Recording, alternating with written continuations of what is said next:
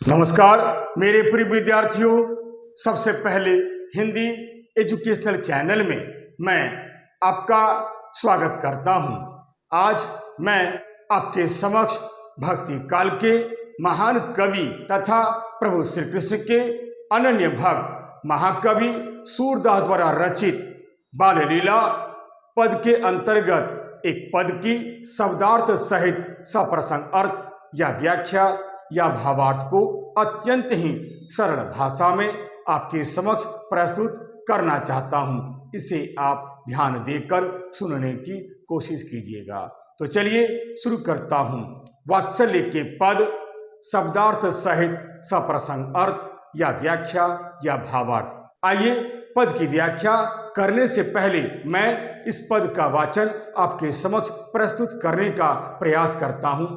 पद का वाचन। मैया मैं नहीं माखन खायो, ख्याल परे ये सखा सबय मिली, मेरो मुख लपटायो देखी, तू ही सीके पर भाजन ऊंचे धरी लटकायो, हो जू कहत नान्हे कर अपने में कैसे करी पायो, मुख दधी पोछी बुद्धि इक किन्ही, तो ना पीठ दुरायु, डारी साटी मुस्काई यशोदा, श्याम ही कंठ लगायु, बाल विनोद मोद मन मोहियो, भक्ति प्रताप दिखायु, सूरदास जसुमती को यह सुख शिव बिरंची नहीं पायु।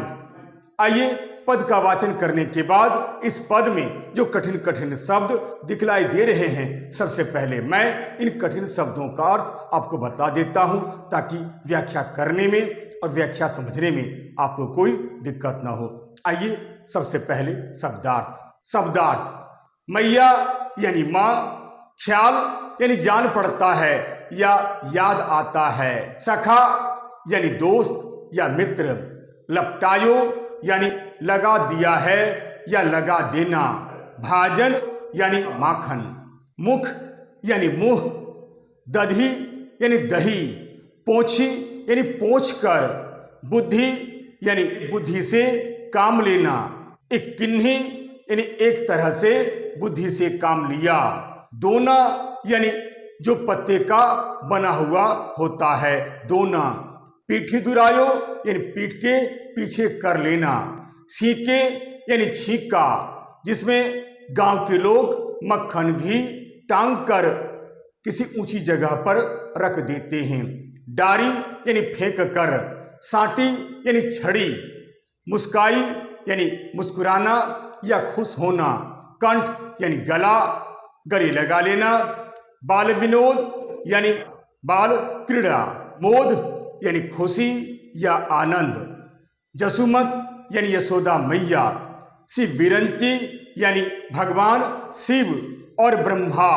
आइए शब्दों का अर्थ बतलाने के बाद अब मैं संदर्भ आपके सामने प्रस्तुत करने का प्रयास करता हूं। संदर्भ प्रस्तुत पंक्तियां हमारी पाठ्य पुस्तक, यहाँ पर आप पाठ्य पुस्तक का नाम दे सकते हैं जो पुस्तक आपके यहाँ पढ़ाई जाती है, के पाठ बाल लीला हो सकता है या फिर सुर के पद हो सकता है या फिर वात्सल्य के पद भी हो सकता है नामक शीर्षक कविता से ली गई है। इस कविता के रचनाकार महाकवि सूरदास जी हैं। महाकवि सूरदास भक्ति काल के एक महान कवि हैं। यही नहीं, ये प्रभु श्री कृष्ण के अनन्य भक्त हैं। इन्हें हिंदी का सूर्य भी कहा जाता है। यही नहीं, इन्हें वात्सल्य रस का सम्राट कवि भी कहा जाता है। आइए संदर्भ बतलाने के बाद अब मैं प्रसंग आपके सामने प्रस्तुत करने का प्रयास करता हूं। प्रसंग प्रस्तुत पद में महाकवि सूरदास जी ने बालक श्री कृष्ण की चतुराई का बड़ा ही सुंदर वर्णन किया है। श्री कृष्ण माखन चोरी करते हुए आज रंगे हाथों पकड़े गए हैं तथा किस चतुराई से अपने को निर्दोष सिद्ध करते हैं कि माता यशोदा अपना सारा गुस्सा, सारा क्रोध भूल जाती है तथा हाथ की छड़ी को बहुत दूर फेंक देती है और प्रभु श्री कृष्ण को अपने हृदय से लगा लेती है। इस दृश्य का महाकवि सूरदास जी ने इस पद में बड़े सुंदर ढंग से वर्णन किया है। आइए संदर्भ और प्रसंग बताने के बाद अब मैं पहले की भांति एक एक दो दो पंक्ति को पढ़ता हूं, फिर अर्थ बतलाते हुए इसकी व्याख्या करता हूं। इसे आप ध्यान देकर सुनने की कोशिश कीजिएगा। तो चलिए शुरू करता हूं। पहली पंक्ति, मैया मैं नहीं माखन खायू, ख्याल परे ये सखा सबे मिली, मेरे मुख लपटायू। मैया यानी यशोदा मैया, मैं नहीं यानी प्रभु श्री कृष्ण ने माखन नहीं खाया है। ख्याल परे यानी याद आने पर, ये सखा यानी उनके परम मित्र, सबे मिली यानी सभी ने मिलजुल कर, मेरे मुख लपटायो यानी मेरे मुख पर उन्होंने माखन लगा दिया है। महाकवि सूरदास कहते हैं कि बालक श्री कृष्ण आखिरकार एक दिन माखन चोरी करते हुए रंगे हाथों पकड़े जाते हैं। ऐसे तो प्रायः माखन की चोरी करते थे, लेकिन कभी भी पकड़े नहीं गए थे, परंतु आज पहली बार माखन की चोरी करते हुए वे पकड़े गए हैं। उन्हें फिर पकड़कर माता यशोदा के सामने पेश किया जाता है।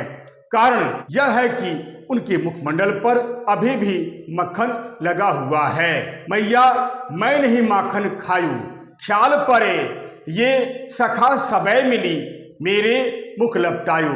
यानी यशोदा यह सब देखकर श्री कृष्ण से पूछती है कि हे कान्हा, आज सच सच बतलाना, हे कान्हा आज हमें सच सच बतला देना, तुमने क्या माखन चोरी करके खाया है या नहीं खाया है।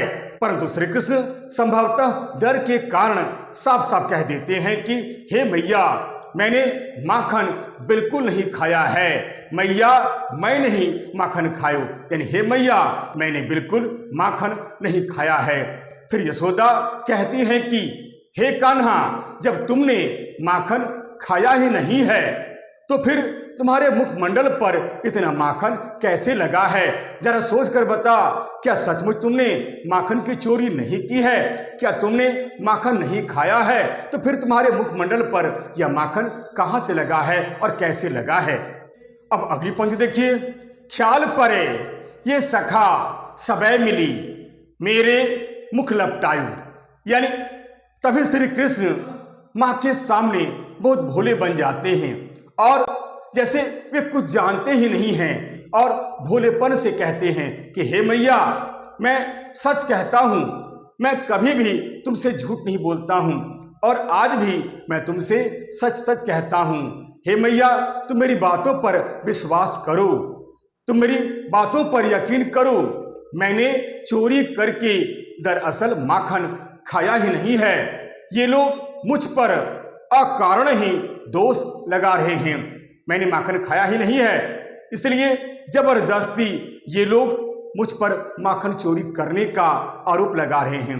यह सब सुनकर यशोदा मैया संभवतः समझ जाती है कि उनका कान्हा झूठ बोल रहा है, इसलिए माता यशोदा पुनः कहती है कि हे कान्हा, लगता है तू तो अभी से मुझसे झूठ बोलने लगा है।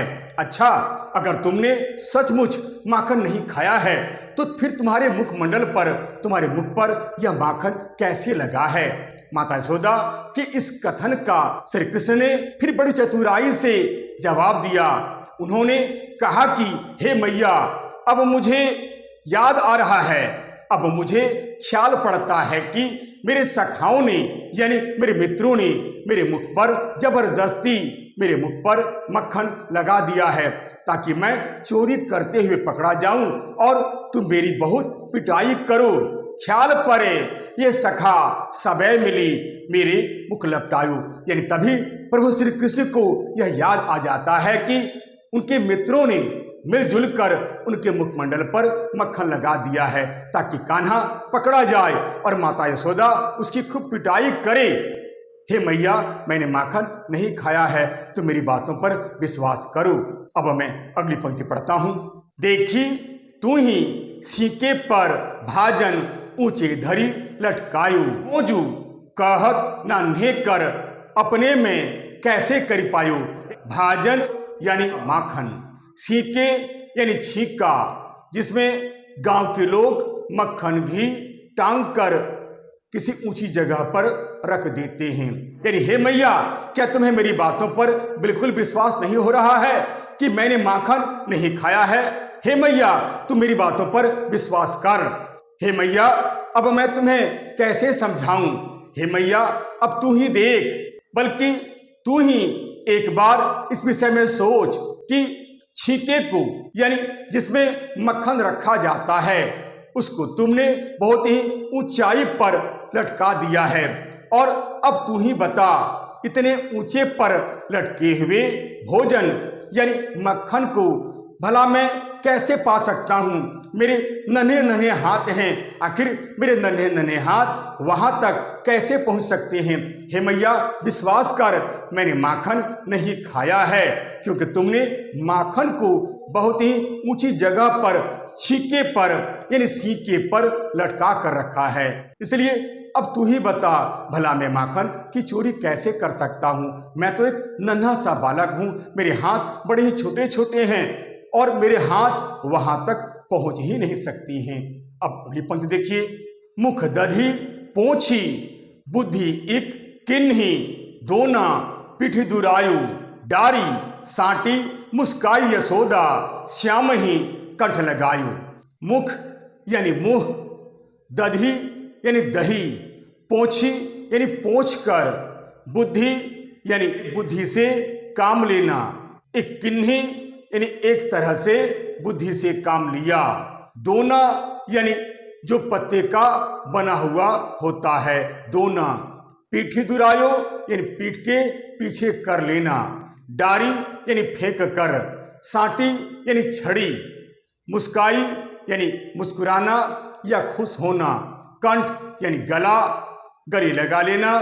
श्री कृष्ण की बातें सुनकर कुछ देर के लिए माता यशोदा को श्री कृष्ण की बातों पर विश्वास हो जाता है। फिर वह क्या करती है, ध्यान दीजिएगा। अब जैसे ही माता यशोदा का ध्यान छीके की ओर जाता है, यानी जिसमें मक्खन रखा हुआ था, ऊपर की तरफ देखती है, तुरंत उसी समय श्री कृष्ण एक चतुराई करते हैं।